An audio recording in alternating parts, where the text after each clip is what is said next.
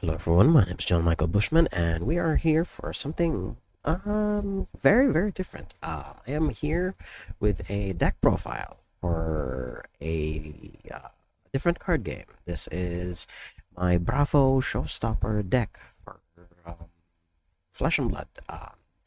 So in case you guys didn't know, I work at a card store. Shout outs to them for giving me this absurdly wonderful opportunity to basically turn my hobbies into my job. So I'm here with my personal deck.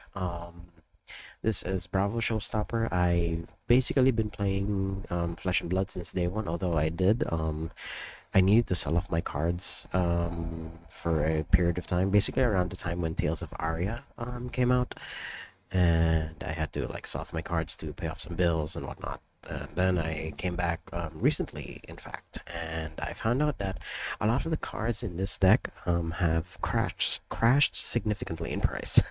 So buying back into the game was a lot cheaper than I initially bought into than when I initially bought into it. So without further ado, here is my deck profile for Bravo the Showstopper, specifically for the classic constructed format. This is the 60 card format for Flesh and Blood.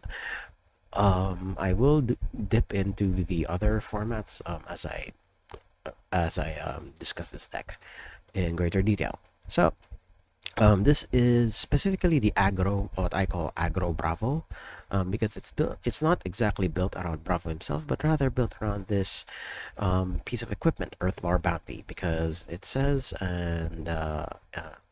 so. Oh, by the way, if you're not familiar with Flesh and Blood, I am very sorry. I'm assuming you clicked on this video because you know what Flesh and Blood is, but um, I like playing this game anyway, and this game has been like the underdog story of like the last couple of years, and it's been very successful ever since, and it's showing no signs of stopping. But with that tangent out of the way, we're going to discuss the centerpiece of this deck, Earthlore Bounty, as you see here. Whenever you withdraw a card from the effect of an action card, you create a Seismic Surge token for each card drawn this way. So that's something to keep in mind every time. It creates a surge token for each instance of a card draw. So if you would draw multiple cards of the effect of any of your cards here, and there are only like a handful of them, but they're like more than enough, you get a surge token. And in a format like Classic Constructed, it is more than enough. In Blitz, you don't have as much time in setting this up, although in like really big in turns where you can breathe a little, you can still like use this. I mean, otherwise it's just a piece of equipment that blocks for two in matches that don't necessarily give you a lot of time. So this is built around the interaction of Earthlore Bounty and Sift. I This is like a really clean deck where everything is at three. There are no like one ofs, there are no two ofs. Everything is at three because you either the thing about Bravo is you play defensively until you see an opening, and then when you do see that opening, you just swing in for like one huge attack, and you don't stop from there. So yeah, Earthlore Bounty and Sif. This is like these are like the best friends club, because the Sift, apart from fixing your hand, this triggers Earthlore Bounty multiple times, and sadly this isn't Valda, so if it were Valda and your opponent draws a card, you would get a surge counter as well, but it's just Earthlore Bounty here. So yeah, the interaction with Earthlore Bounty and Sift is basically the main crux of this deck. And as with all Bravo builds, as you can see here, there is a ridiculous amount of blue pitch cards, because should Earthlore Bounty not deliver, yeah, I mean, you're still a Bravo deck at the end of it all. So while we're on the topic of equipment, I should go over it a little bit. Um, Arcane Lantern, and basically the entire Null Rune set is just a sideboard option, just in case your opponent is using a lot of arcane stuff. Usually, this is like best reserved for Kano, or hell, even certain builds of Viserai. but more often than not, you will be keeping in Steel Braid Buckler, which is also a temper piece of equipment. I would use Rampart of Ram's Head, but that is better paired with Anathos, which is like the default weapon of choice for Bravo, and of course Bravo. I mean, you can see it in his art. He's using Anathos right then and there. But in this aggro build, you're going to need every defensive option you're gonna get. Hence the steel braid bucklers and hell, even iron hide legs, because there aren't exactly a lot of good leg equipment. Surprisingly for guardians, well, not yet anyway, because at the time of me recording this video, previews for Dust Till Dawn are on the way. Or have been ongoing. I cannot English tonight, everyone. And also, as of this moment, Guardian equipment hasn't been previewed just yet, so I'm still waiting on a replacement for Ironhide legs, but it's good enough for now. And then Helvam Ice and Speak, because I cannot afford Arcanite Skullcap. They should reprint that piece of equipment a lot more. But for this specific build, I think this actually functions slightly better, because in case you need to draw that one card could spell the difference between you winning and or losing. So I prefer this, and it's battle worn. So even at 0 defense points, you can still use the effect. And then Crater Fist, this is like, honestly, this is only really here because it blocks for 2. Like, it's not here for anything else. I very rarely use the action it gives you, because it only works on attacks with crush.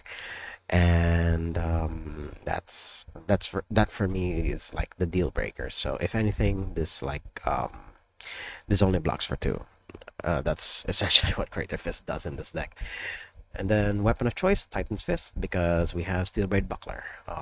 In this build, you are the aggro deck here. You want to get as many attacks in as possible. You know, a couple of small attacks here and there, and then you swing in with something big like a Crippling Crush or Spinal Crush. All right, now we move on to the main deck, starting with the red cards here. We have 3 of each of basically everything, so I'm not going to go over like any of the ratios and why they are what they are, but I will go over why I chose the red cards in particular. Crippling Crush, this is like a staple in Bravo decks. If you're a Bravo player, you probably have 1 to 3 copies of this in your deck, because it's like your biggest damage dealer, and the crush effect is a discard too, and it's random as well. So in more often than not, this is like absurdly devastating for decks that cannot recover from that. And next we have Mangle. Some decks don't run this, but I personally like it against decks that rely a lot on their equipment. It basically, if they've already like blocked with a piece of equipment and then it already has a -1 counter, this essentially like destroys it right away. Or other than that, if you can just ignore the text, this is like a really cheap attack action card. All things considered, it just costs 4. It just costs 4 to deal 8 damage, which is like really cheap, surprisingly, compared to the other stuff in this deck. Next, we have Pulverize. This is like the big finishing spell, one of the big finishing attacks in this deck. Um, for a whopping 10 resources, you get to deal 14. Although, it's you usually never pay full cost for Pulverize, because it has Heave, where depending if you end phase, if it's in your hand and you don't have anything in your arsenal, you can put it there and then create 3 surge. You can put it there and create 3 search tokens for the low cost of paying 3 resources. And because I have a lot of blue cards in this deck, that is extremely easy to do. And it doesn't even stop there, because if it hits a hero, so basically even just 1 point of damage going through with Pulverize is like more than enough.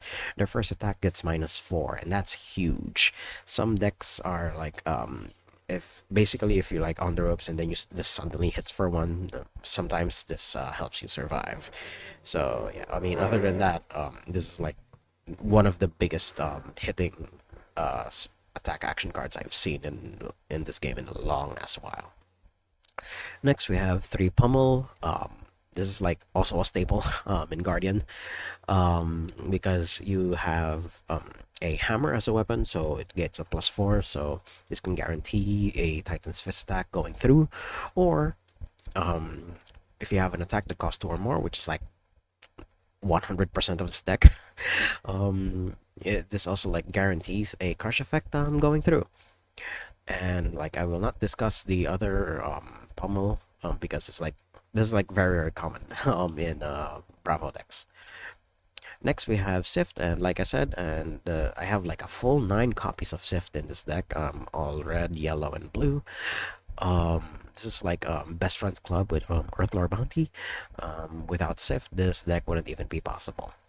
And it's basically a mulligan. There's no mulligan rule yet in Flesh and Blood, and this is like the closest thing you're gonna get to it. But I assume the moment we get a mulligan rule in Flesh and Blood, Sift is going to be like cut from the deck, and well, I assume Sif is going to be cut from the deck entirely, or it could still be there, but probably in reduced numbers because you can like fix your hand for free now, even before the game begins. But for now, if as long as there's no mulligan rule, Sift is your is your best enabler for Earthlar Bounty. Up next, we have Spinal Crush. This is also a staple in most Guardian decks. Um, when the crush deals 4 or more, they basically don't gain go again. Some deck this is like extremely devastating for go wide decks like Fi, or hell any ninja character for that matter, or hell this can even like slow down wizards because I was gone for a year, so I didn't know that I don't know too much about the meta anymore. But in the short amount of time that the players reintroduced me into what has been going on in the year that I was absent, um, the game is a lot faster now, and making your opponent lose go again is more often than not crucial in this day and age. And then we have Righteous Cleansing. This is a pet card of mine. Some decks don't even run this, but for me, 10 damage is 10 damage, and you can even ignore the crush text because in my games, more often than not, this misses. I am very very unlucky with this. I don't get to banish more than 1 card off of Righteous Cleansing, which is very very sad for me. But otherwise, if you manage to reduce this the insane 7 resources you need to cast this thing, it's usually worth it in my books. Next, skipping the yellow sift, we have all of the blue cards in this deck. Cartilage Crush, because this is cheap. Sometimes the 1 additional resource can be enough tempo swing in your favor so that you can gain some bit of advantage. Although, because it only hits for 5, this is very easy to block even with Bravo granting the attack dominate. Did I mention that yet? I haven't mentioned that. Bravo also has its ability for 2 resources attack action cards with cost 3 or greater, which is like again 100% of this deck will gain dominate. And then the other attacks here like Cartilage Crush or Crush Confidence, they hit really weakly. Like only 5 damage. 5 damage is like the lowest amount of damage Bravo can deal with his attack action cards, but sometimes making your opponent get rid of a card from their hand is more than enough tempo swing in your favor. And then we have Chokeslam. This is some decks run this as a sideboard option, and hell, not even in blue, they run it in red, because some decks rely on their attacks getting a lot of bumps. I've seen like the more stock mechanologist builds, specifically Dash, where they would like get 1 attack in, and then they would pump that a lot. Or hell, even with Azalea, when Azalea was like was first introduced in this game, she sucked so hard, and then the Outsiders came along, and then suddenly Azalea is like a tier 1 threat. And yeah, Chokeslam basically puts a stop to that, and it allows you to survive rounds that you otherwise wouldn't. Up next, we have Cranial Crush. This is also a staple in most Guardian decks. They can draw extra cards. This is surprisingly dead in a lot of matchups, as I've come to find out. But otherwise, this just it's just a big attack that hits for 8. This is like the hardest hitting blue card in this deck. And by the way, Valda here has a card of her own, but unfortunately, this is not legal in Classic Constructed. Then we move on to Crush Confidence. This is also another card where it basically makes your opponent's hero a vanilla for their turn. Sometimes this works, sometimes it doesn't. Sometimes it doesn't even matter, but an attack is an attack, and more often than not, but unfortunately, more often than not, Crush Confidence is just pitch fodder. Next, we have Crush the Weak. This is also another one of those cards that is more often than not relegated to the sideboard, but I prefer it here because, you know, again, any bit of damage that you can get through with Bravo is always Gucci for me. And then what this what the Crush effect of this does is your opponent cannot play attack action cards with 3 or less base power. This is devastating for decks that love to go wide. And sometimes they simply cannot play through this, especially if you can like pump this with a pommel or two. Up next, we have Disable, and I have to scroll down a bit because I have a lot of this. Classic Construct is a crazy ass format. Up next, we have Disable. This is the second hardest hitting blue card in this deck, excluding Macho Grande. Disable basically puts a card from your opponent's arsenal to the bottom of the deck if the crush enables, or rather if the crush goes through. But otherwise, it's just it hits hard for a blue card, which is very surprising. As I was looking through my the collection that I bought, which is like full of Guardian pieces, and then I saw that Disable hits surprisingly hard for a blue card. And then when you go up from like blue to yellow, it's like 2 points of damage every time, and Disable just caps out at like 10, or was it 7?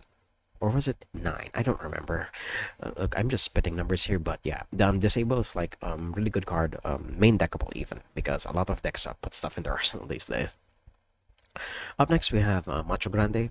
Honestly, this is just a meme, for me at least. But Macho Grande, the card, has won some Guardian players in major tournaments. Specifically, some builds of Old Him run a copy or two of Macho Grande as a way to finish their opponent off. And it has Natural Dominate. So you don't need this. Basically saves you a bit of some form of resources, so that you can save those precious 2 resources on a pommel rather than using Bravo's ability to give the card dominate. So yeah, this is like this is just a blue card that hits hard. Same with Disable. Up next, we have Rouse the Ancients. This is a generic action card of all things. Some people have actually mistaken this to be like a Guardian exclusive card, but no, this is a generic action.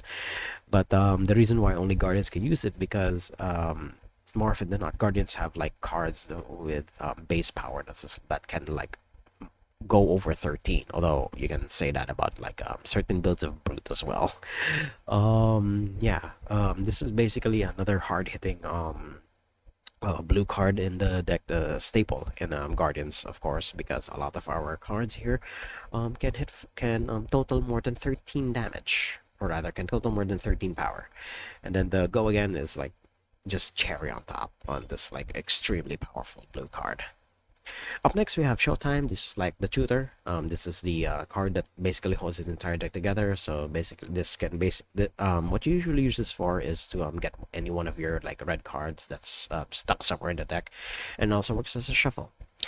And then that's basically all it does. And then when it comes back around to your turn, you just draw 1 card, which coincidentally, because Showtime is an action card and Earthlord Bounty triggers off of any action card, you create it creates apart from drawing you a card, it also creates a Sarge token on the way out.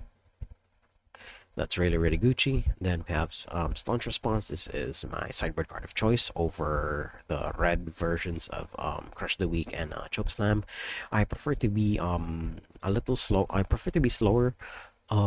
Should I see that my opponent is really, really offensive, or they um, rely more on big attacks to get their game plan going. Same is true with unmovable. These are like my two sideboard cards of choice. I mean, apart from the null rune set. Should I know that my opponent loves to pile on the damage with like one or hell even up to like three big attacks, I can use cards like these to stop that. Up next, we have also another staple in Guardian decks. We have Terra Sunder. This is basically an action version of was it Emerging Dominance? I think it's in the commoner build. It's in my commoner build of this deck. This is a staple, and it's basically a buff to whatever big attack you're going to line up against your opponent.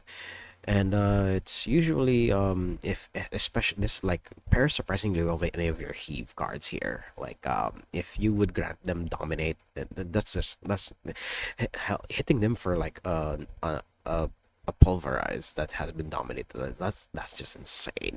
That's insane value. And they even discard two cards atop of it. So, oh wow, I've only seen this happen once, and it is delicious. Thunderquake is here because it's another blue card that hits hard. Although more often than not, you only pay 3 resources for this because the heave cost basically makes this like a lot cheaper than it needs to be. And I've seen Thunderquakes hit for free. Because I've seen some players at my LGS reduce the cost by that much. And then that's insane. So yeah, that is my deck profile for Bravo the Showstopper, or as I prefer to call him, Gaston. And the players at my LGS, hell, even before my year-long break from this game, I never stopped calling him Gaston because that was my impression of him when I first saw him, and it has caught on with a lot of the players in the Flesh and Blood community here. And hell, because I call him Gaston so much, they don't even call him. Some players don't even call him Bravo anymore. They just call him Gaston. But yeah, that's my classic constructed deck profile for Bravo the Showstopper, and for small tidbits here and there. If you want to play this in Blitz, honestly, just reduce a lot of this stuff to two. That's honestly all you need to do. Reduce a lot of this stuff to two. Although I would completely remove Mangle because you probably will not have enough time to set that one up, or hell, you can even like remove Righteous Cleansing over Mangle, because Mangle is just really really cheap to cast over Righteous Cleansing. So if you want more stable damage, put Mangle in, but if you want to be funny, put in Righteous Cleansing, which is what I did. Then Spinal Crush, Clipping Crush are like non-negotiable, and honestly so is Pulverize, because in a game of Blitz, any Pulverize that is pumped by Pummel is usually lights out for a lot of decks. Yeah, that's all of the, and honestly this equipment set here, this also like carries over to Blitz. And the only changes here are if you go into Commoner, of course you will replace Earthler Bounty with Heart and Cross Trap, you will replace Crater Fist with Goliath Gauntlet and whatnot. But yeah, that is my deck profile, and hell, even a small primer on Bravo the Showstopper, or if you want to call him Gaston, so be it. So if you like what you saw, hit like, comment, subscribe, and share this among your friends. And until next time, toodles.